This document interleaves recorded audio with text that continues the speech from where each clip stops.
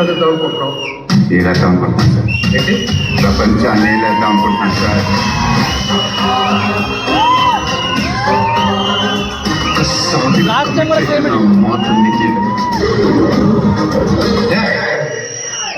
బిడ్డలు చచ్చిపోతున్నారు, ఏడ్చి ఏడ్చి కన్నీళ్ళు ఎక్కిపోతున్నారు.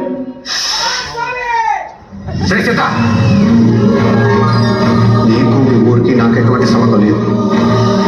నేను మీకు సాయం చేస్తాను. ఇందాక నీకు విత్తనంలో చెట్టు కనిపించింది, ఇప్పుడు నాకు నాలో దేవుడు కనిపిస్తున్నాడు. చూపిస్తా.